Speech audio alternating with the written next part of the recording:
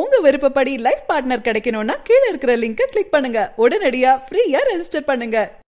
புல்வாமா பயங்கரவாத தாக்குதலால் இந்தியா மற்றும் பாகிஸ்தான் ஆகிய 2 நாடுகளுக்கும் இடையிலான உறவு மிக மிக மோசமாக இருப்பதாகவும் இது ஆபத்தான நிலையை எட்டியிருப்பதாக அமெரிக்க அதிபர் டொனால்ட் ட்ரம்ப் தெரிவித்துள்ளார். வெள்ளை மாளிகையில் செய்தியாளர்களை சந்தித்து பேசிய அவர் கூறியதாவது: புல்வாமா பயங்கரவாத தாக்குதலால் இந்தியா 50 பேரை இழந்திருக்கிறார்கள். இதன் மூலமாக இந்தியா மற்றும் பாகிஸ்தான் ஆகிய 2 நாடுகளுக்கும் இடையிலான பிரச்சினை தற்போது அதிகரித்திருப்பதாக தெரிவித்துள்ளார்.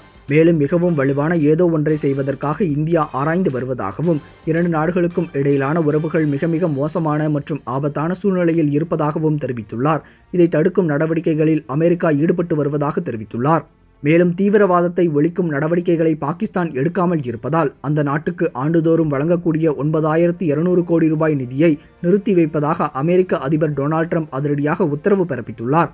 இதனையடுத்து நியூயார்க்கில் உள்ள பாகிஸ்தான் நாட்டு தூதரகத்தின் முன்பு திரண்ட இந்திய வம்சாவளியைச் சேர்ந்தவர்கள் இந்திய தேசிய கொடியை கையில் ஏந்தியபடி புல்வாமா தாக்குதலை கண்டித்தும் பாகிஸ்தானுக்கு எதிராகவும் விளக்கங்களை எழுப்பி வருகின்றனர். இந்த தகவல் உங்களுக்கு பிடிச்சிருந்தா லைக் பண்ணுங்க, கமெண்ட் பண்ணுங்க. மறக்காம கீழே இருக்க ரெட் கலர் சப்ஸ்கிரைப் பட்டனை பிரஸ் பண்ணி டாப் நியூஸ் சேனலுக்கு சப்ஸ்கிரைப் பண்ணுங்க. நன்றி, வணக்கம். உங்க விருப்பப்படி லைஃப் பார்ட்னர் கிடைக்கணும்னா கீழ இருக்கிற லிங்கை கிளிக் பண்ணுங்க. உடனடியா ஃப்ரீயா ரெஜிஸ்டர் பண்ணுங்க.